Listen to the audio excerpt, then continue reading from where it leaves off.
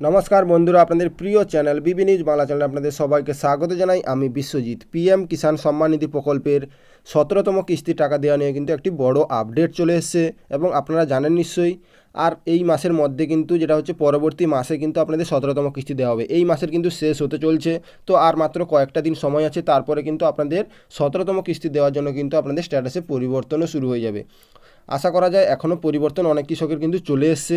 তার আগে আপনাদের জানিয়ে দিচ্ছি, যারা কিন্তু নতুন রেজিস্ট্রেশন করতে চান তো অবশ্যই আপনারা অনলাইনেও করতে পারবেন বা অফলাইনে ব্লকে গিয়েও করতে পারবেন। তো দ্বিতীয় নম্বর হচ্ছে যেটা ই কেওয়াইসি কিন্তু মাস্ট করতে হবে, না হলে কিন্তু আপনাদের 17তম কিস্তির টাকা পাবেন না।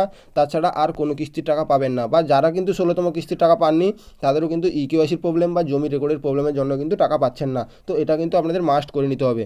তারপরে কিন্তু নো ইয়োর স্ট্যাটাস হচ্ছে, যেটা হচ্ছে আপনারা স্ট্যাটাস চেক করতে পারবেন। তার আগে জানিয়ে দিচ্ছি আপনাদের যে honourable prime minister release 16 instalment PM Kisan scheme 28শে ফেব্রুয়ারি 2024 দেওয়া হয়েছিল।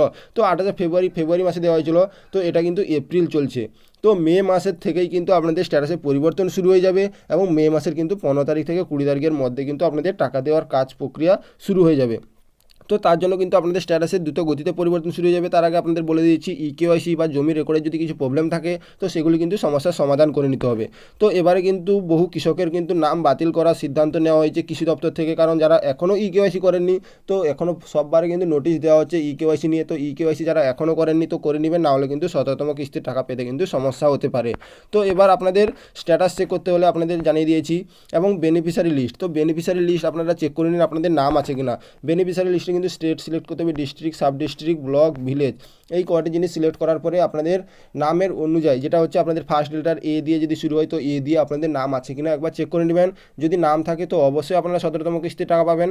তার আগে আপনাদের যেটা জানিয়ে দিয়েছি ই কেওয়াইসি করে রাখতে হবে। এবং স্ট্যাটাসে কিন্তু পরিবর্তন শুরু হয়ে গেছে।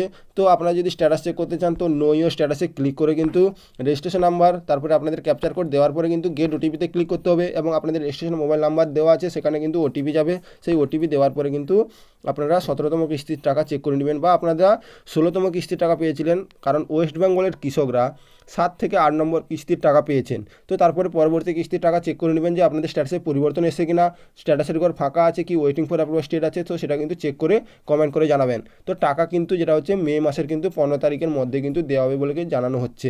তো এই ছোট্ট আপডেটে বুঝতে পারলেন, যদি ভালো লেগে থাকে একটি লাইক করবেন, চ্যানেলটিকে সাবস্ক্রাইব করে পাশে থাকবেন। জয় হিন্দ, জয় ভারত।